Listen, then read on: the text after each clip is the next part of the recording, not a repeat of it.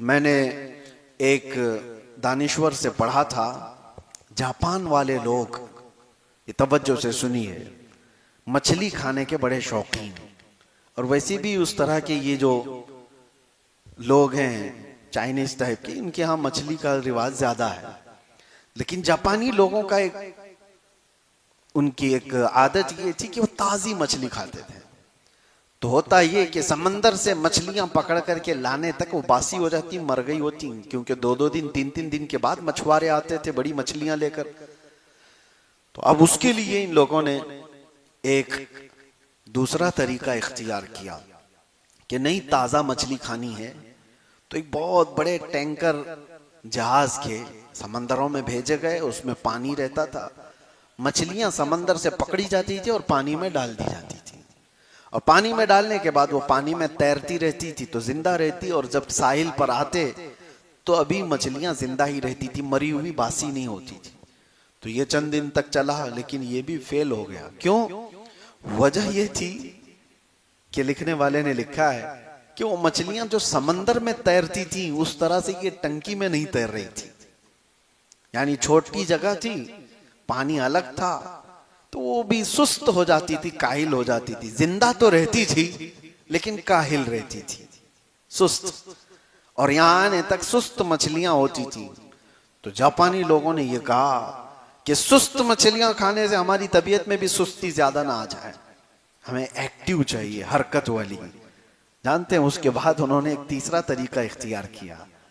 कहा कि बहुत बड़े टैंकर को तो ले जाया जाता है मछलियां पकड़ने के लिए, अब ये हरकत में नहीं रहती, 1 दिन 2 दिन के बाद ये ढीली पड़ जाती है।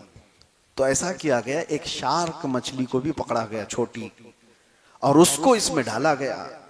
और छोटी मछलियां जो है उसी से तो भागती है समंदर में कि ये अपना लुकमा बना लेती है। तो ये शार्क मछली उनको दौड़ाती रहती, जितने खा ली, और जितने बच गए वो साहिल पर आने तक बिल्कुल एक्टिव हरकत वाली मछलियां होती थी। उनको लेकर के जापानी लोग खाया करते थे। तो उस दानिश्वर ने कहा ये वाकया लिख करके कि ये शार्क मछली इसलिए छोड़ी गई थी कि इनको एक्टिव रखा जाए, हरकत में रखा जाए, और ये दौड़ती रहती और जिंदा भी रहती, दौड़ती भी रहती। वो दानिश्वर कहता है इसीलिए हर एक की जिंदगी में एक शार्क का होना जरूरी है, ताकि वो उसे दौड़ाता रहे और वो भाग करके अल्लाह की बारगाह में आता रहे। हम सब की जिंदगियों में एक दुश्मन होता है, और उस दुश्मन के होते ही हम लोगों के अंदर अल्लाह ताला की तरफ दौड़ने का ख्याल आता है, रब ताला की पनाह मांगने का बार बार ये एहसास होता है। आप खुद अपनी जिंदगियों में महसूस करते होंगे, हम जिसके पास भी जाते हैं, किसी से मुलाकात किया, किसी के घर में गया, सबसे पहले वो दुआ की दरखास्तें करते हैं। क्यों मियाँ, आप खुद भी तो दुआ करते हैं, हमें दुआ की दरखास्त क्यों करते हैं?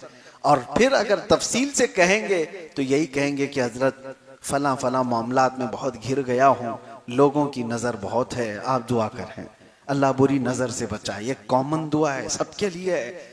यानी सबको एहसास है कि कुछ लोगों की बुरी नजर है। बुरी नजर का ये तुम्हारे अंदर जो एहसास आया, यही एहसास तुम्हें अल्लाह की बारगाह में पनाह मांगने पर ले आता है, अल्लाह के करीब हो जाते हो। और इसी वजह से अल्लाह ताला ने भी तुम्हें मायूस नहीं किया। कुरान में अल्लाह फरमाता है फला तख्शौहुम वख्शौनी, उनसे मत डरो, मुझसे डरते रहो।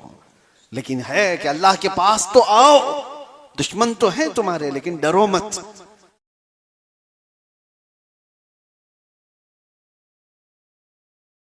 मैंने एक दानिश्वर से पढ़ा था, जापान वाले लोग, ये तवज्जो से सुनिए, मछली खाने के बड़े शौकीन। और वैसे भी उस तरह के ये जो लोग हैं चाइनीज टाइप के, इनके यहाँ मछली का